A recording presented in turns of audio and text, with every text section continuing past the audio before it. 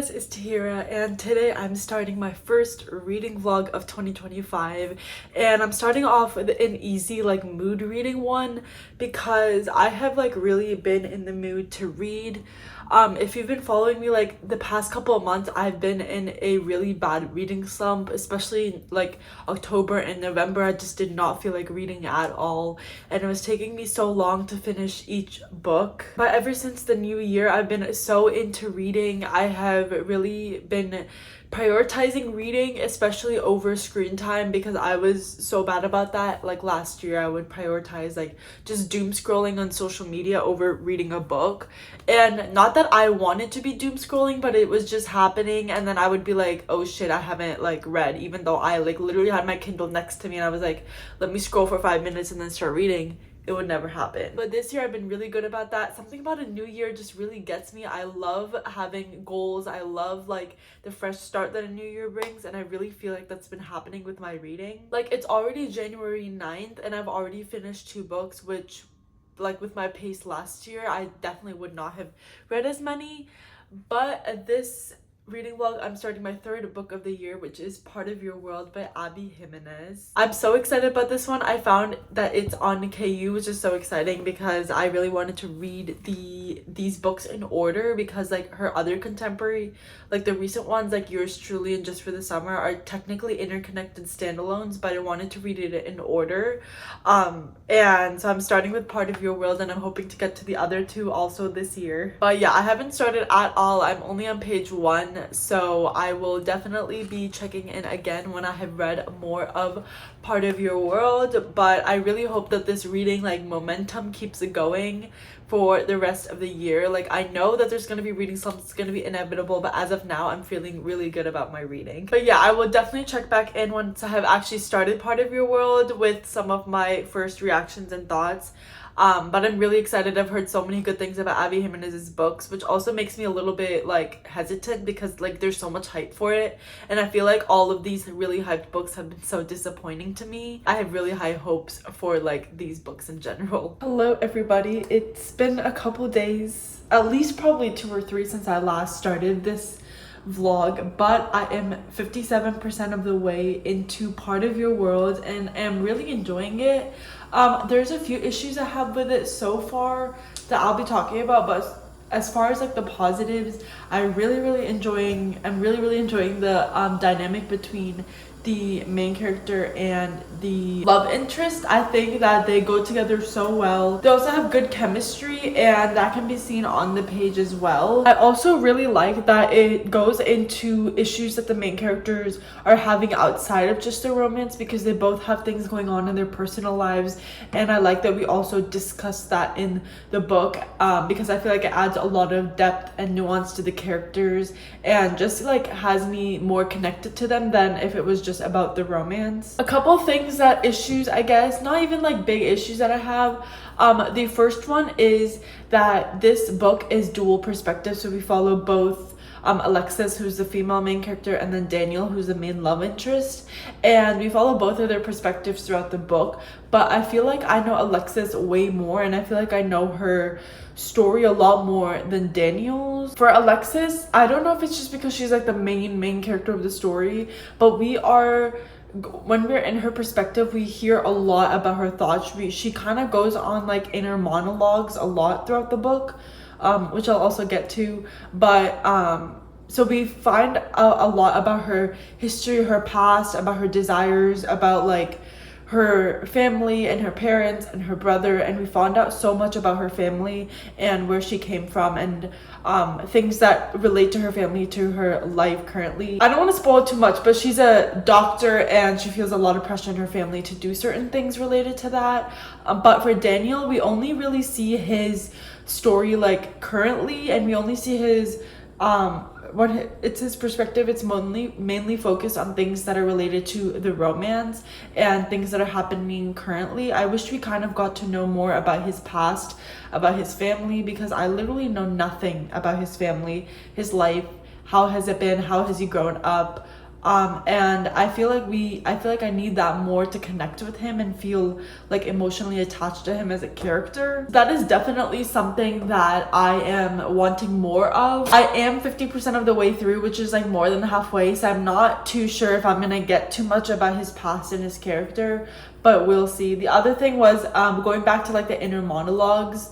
There's a lot of telling and not showing, I feel like, in this book, because there's a lot of times that Alexis will be in the present and she'll be with Daniel doing something, and then she'll go into like an inner monologue in her head because he did something that like triggered a memory of her past. Because there's discussions in this book about her ex, who is like emotionally and mentally abusive to her, so his behavior is brought in a lot while she's with Daniel, because she sees all the things that her ex wasn't, and she's seeing a way that a relationship could be healthy and could be good for her. So every time Daniel does something, it kind of triggers a mental like inner dialogue for her, where she's like comparing and contrasting like how good Daniel is compared to her ex, and how much like her ex was bad, and how much her parents pressure her to do certain things.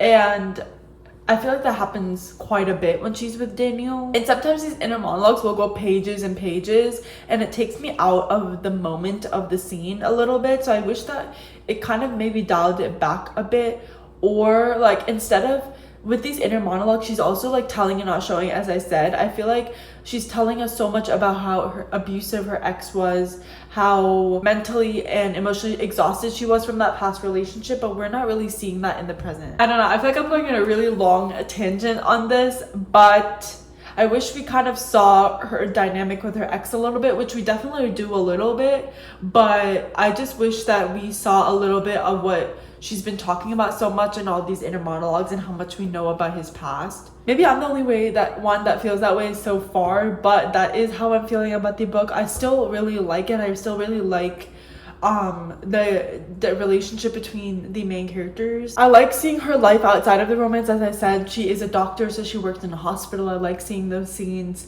and just seeing her life outside of her like romance and relationship. And I just wish we got a little bit more of that from Daniel, because he seems like he's very not surface level in the way that he's shallow, but his character is very surface level for me right now. Like I feel like I don't really know anything about him, but I'm hoping that we get to know a little bit more. And the next check-in will probably be like when I finish the book, unless something like huge happens in the middle, which I'm probably like won't. It is a romance. Oh my god, the other thing that I don't like about this book is that the main character, she's like a doctor, and he's kind of like a blue-collar working man in a really small town. And it's just like, okay, I just realized I did not tell you guys what this book is about at all. It follows this girl named Alexis.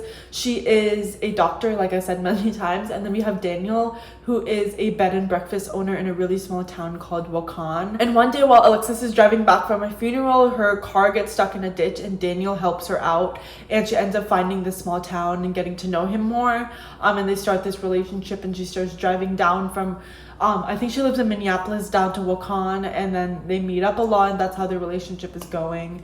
But they come from very different worlds, because again, he's from a small town, she's from a very well-known and established and elite family of doctors, and so their worlds are just very different. She's kind of more in the posh, like rich, wealthy circles, and he's definitely like not. He's a blue-collar working man, as I said, and they're a small town, like everyone helps each other out. They can like barely make ends meet. It's like that situation. So their worlds are very different, and they kind of have to juggle this as they're continuing on in their relationship. But as I said, they're from very different worlds. So Alexis is kind of in her head, she's like treating this as like not a friends with benefits, because she acknowledges that their relationship is a lot more than just sex, but they just have like, she has this thing where she's not letting herself accept the fact that they can be together.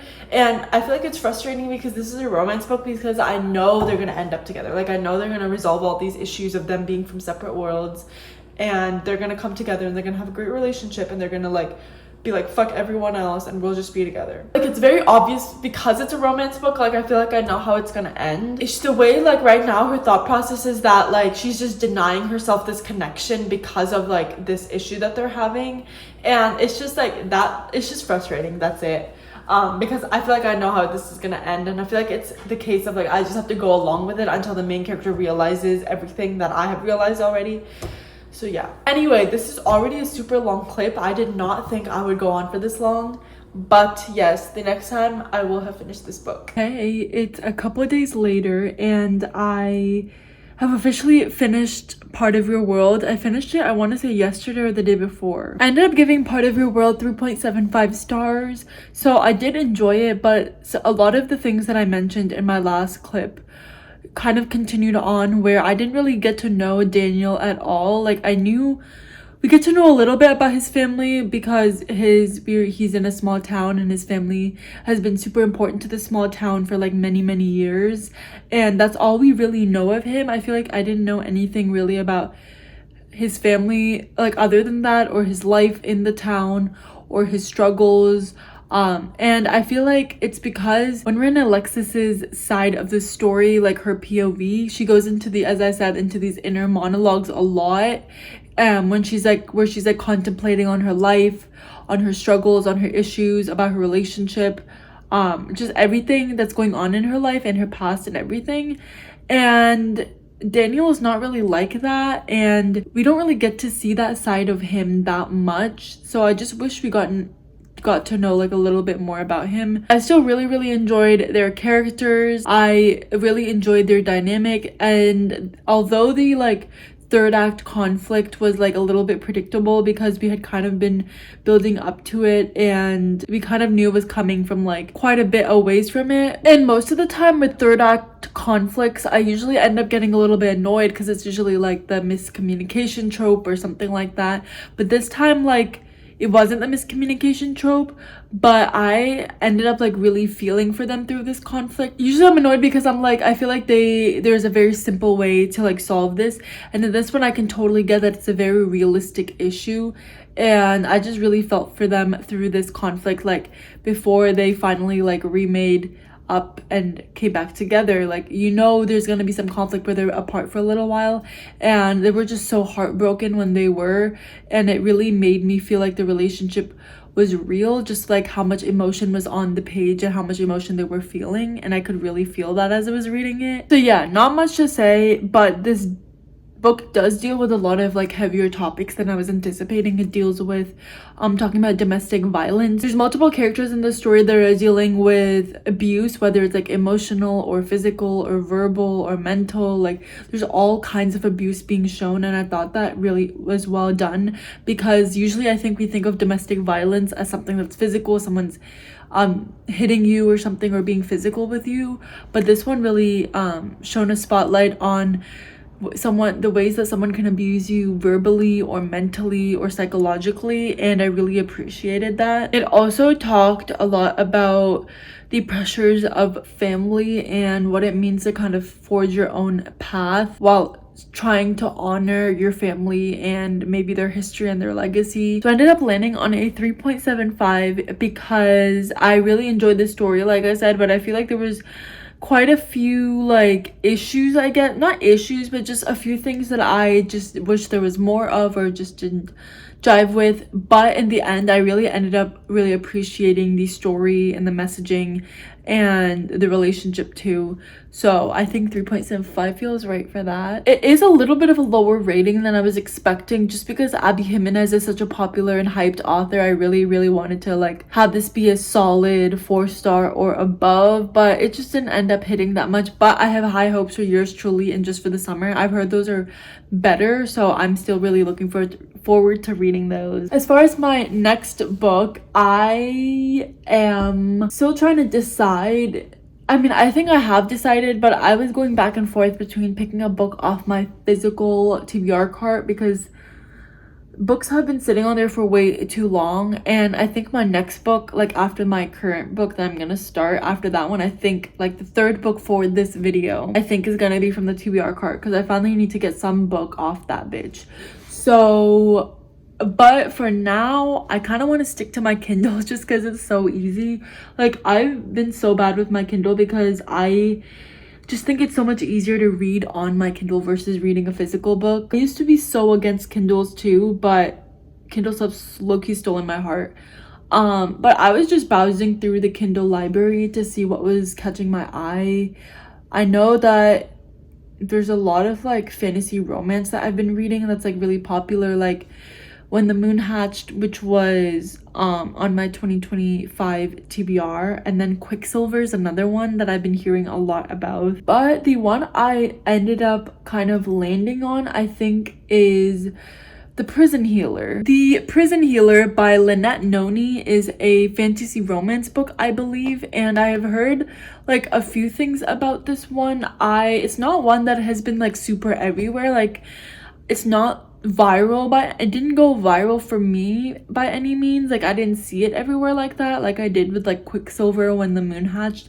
But I have heard about it from like several different creators that I follow on YouTube, and I always thought that the plot was interesting because it is, I think, following like trials, and I love a trial book, so that part really like caught my eye. So I think The Prison Healer by Lynette Noni is gonna be my next book for this video. That's how I'm feeling right now, and this is a mood reading vlog, so I am in the mood for this book. I'm actually gonna start right now, so I am officially starting this book.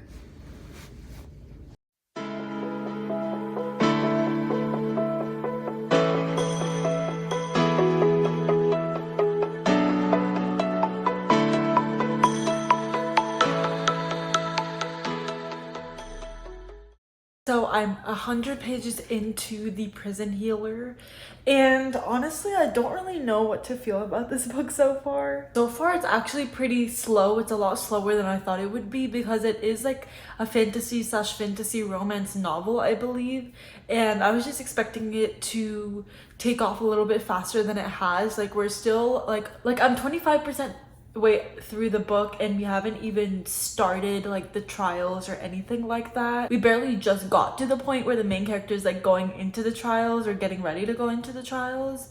So yeah, definitely a lot slower than what I was anticipating. Maybe that's normal and I'm just looking for like too much.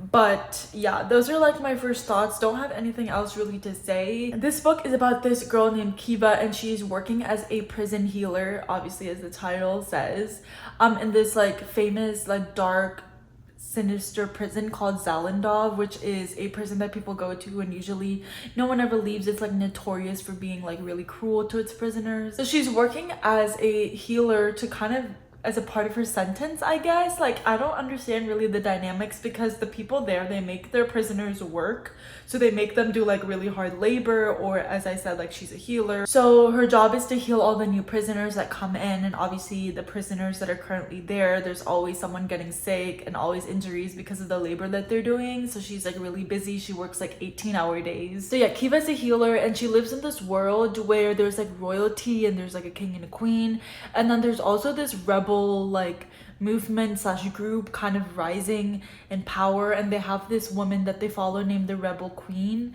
And one day the Rebel Queen actually comes into Zalendov, the prison, and she comes in really sick, and supposedly she's supposed to go through this thing called the trial by ordeal, which is 4 trials for each of the 4 elements: fire, air, water, and earth. And the trial is basically supposed to be a really bad sentence for someone who's done like something really terrible. Like no one has survived the trial. It's basically a death sentence, and it's only reserved for like the most dangerous people that come into this prison. And basically Kiva doesn't really know anything about the Rebel Queen because she doesn't really know much about like what's going on in the outside world, but she does know that she has to keep the Rebel Queen alive.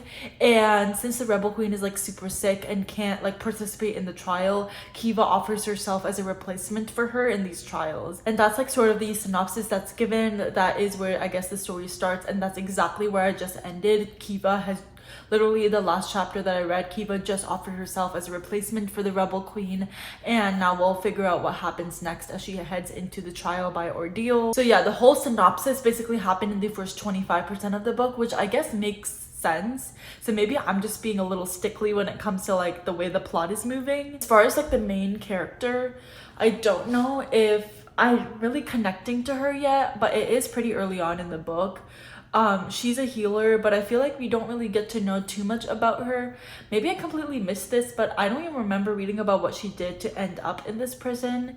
And it's sort of like we're plopped right into her world and we're following her and her daily life in the prison, but I'm not really getting a lot of like information other than that about her, and I feel like I don't really know anything. And as far as like the romance, there's like one potential person that we've been introduced to, but for some reason it doesn't feel like that person is going to be the main love interest. Maybe I'm surprised. I feel like it'll be someone that maybe appears during the trial. I don't exactly know. Maybe the current person I'm thinking of is the main love interest. I have no idea, but it just doesn't feel like it. But the romance, like anything romance related, has not really started at all. Like these two main characters, the Kiva and then this guy I'm talking about, his name is Jaren, they do sort of have a little bit of chemistry in the sense that they when they look at each other, they feel something. It's like very brief, but nothing like substantial at all, which I appreciate because I feel like a lot of books end up being like really insta-lovey and this one isn't. But yeah, I'm hoping that this story like continues to pick up. I've heard some people say that not much happens, so we'll see what I think, because I already think that not much is happening, and hopefully I can connect to the main character more and that things get more exciting. Hey guys, it's a couple days later. Again, I don't have the concept of time. I don't remember when I started this, but I am now 200 pages into the Prison Healer, so just about 50% of the way through.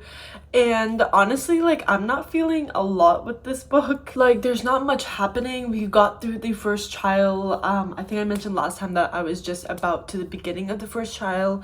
We went through the first trial and the second trial hasn't even started, and we're like 200 pages into the book, and it's going like pretty slow, a lot slower than I thought it would be. I was hoping that once we got to the first trial, like things would start picking up again and that we would sort of go through the story and the trials like more quickly, because I feel like we need that in order to like feel the tension and the danger of the trials. And we're going through the time in between, because between each trial I think you get like 2 weeks, like they get 2 weeks, and we're going through those 2 weeks and kind of following her still like kind of day-to-day life as a healer. And obviously there's more things involved now that she is involved in like the whole rebel plot with the rebel queen, but other than that, like, we're just kind of going through life kind of with her as she's trying to figure everything out, and it's a lot slower than I'm like wanting. Another big thing that I'm not liking about this book is that there doesn't feel like there's like a lot of really high stakes as far as like making the author working to make us feel like there's high stakes, because we were told there's high stakes. There's a lot of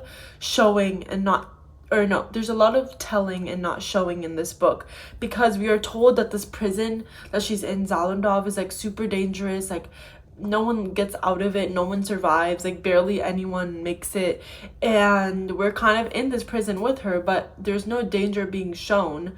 Everything is kind of like going according to like plan, basically, like everything's going the best way that it could, and it feels like everyone is just on our main character's side.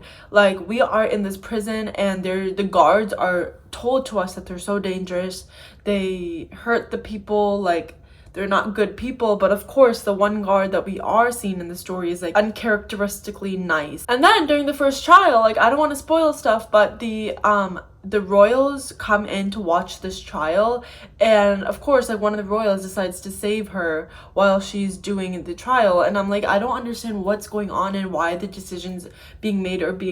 Like, we were just told that the prince took a liking to her for some reason and decided to save her, and the princess decided to give her this little amulet to like save herself and protect herself for the next trial, and it just feels like everyone is on her side. We're not really getting any like enemy even though this prince and princess are supposed to be her enemies, we're not really getting that, and it's just very confusing about the dynamics in this world. And yeah, again, the prison is told to us to be really dangerous, but we're not really seeing any of that in the story so far. Like, everything is like very much okay for our main character in regards to actually being in the prison. Like, she's even struck a deal with the warden for the warden to be nice to her in exchange for information. It just doesn't feel like anyone is against her right now, so I'm really confused as to like what's going on. But yeah, other than that, I don't know, the story's a little bit boring. I think I'm gonna keep pushing through just to see what the second trial. I have a feeling that we're not gonna finish all trials and that something is gonna disturb maybe the trials, or something's gonna happen with the rebels. I don't know yet. The romance, I'm not actually sure now if this is categorized as a fantasy romance, because the romance is like really barely there.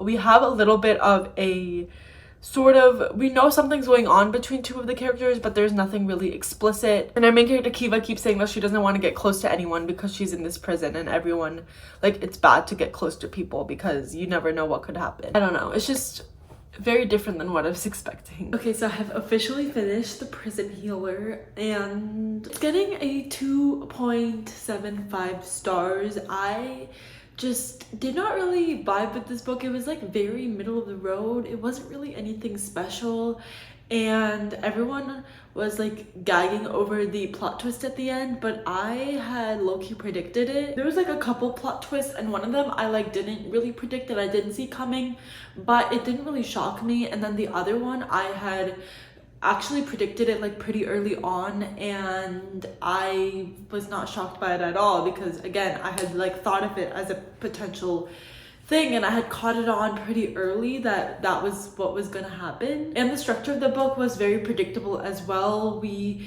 kind of followed the trials and then the time between the trials, and then I knew like in the last couple of trials that something would happen, and something obviously, like, you know, of course there has to be a climax, but it was very predictable. I feel like I've read a lot of other stories that follow like the same format, and I know it's kind of hard to write like a trials type of story because it all does kind of follow the same flow, but I don't know, maybe I've read too many trial books, because this one just felt a little bit too much like other ones that I've read before. So yeah, I just didn't really love it. Honestly, it was kind of boring. The time between the trials, as I said before, it was too dragged out. It was too slow.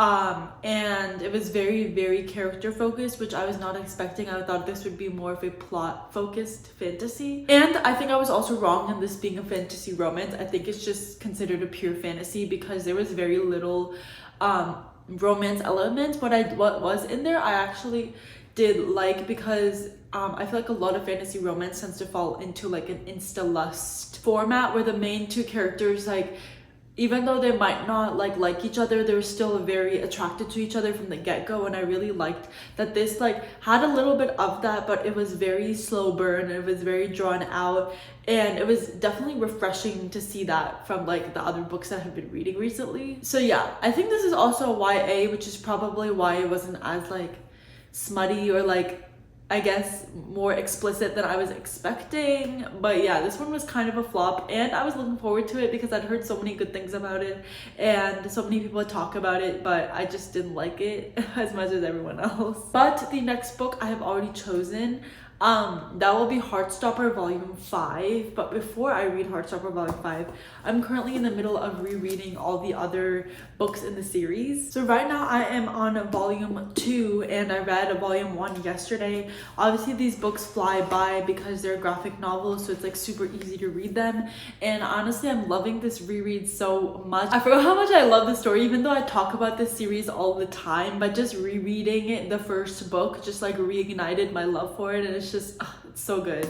But yeah, I'm on Volume 2. There's 3 and 4 that I have to read also before I get to Volume 5, but those should all be pretty easy. I'm gonna try to actually get through all of these today, just because I also want to get this video up, but also I just want to get through it. Like, I love reading this, and it's so fun to read because of like how fast it is. Not that reading should be like fast, just that I enjoy the adrenaline of finishing a book and marking it as read on Goodreads. Yeah, I'm just really loving this. I'm not going to talk about these books too much because I have already read them. So I will get back to you when I'm reading volume 5 because that's actually the new one for me. And I'm really, really excited for that one. And I'm just so happy to be back in like their story and their world. They're just so adorable.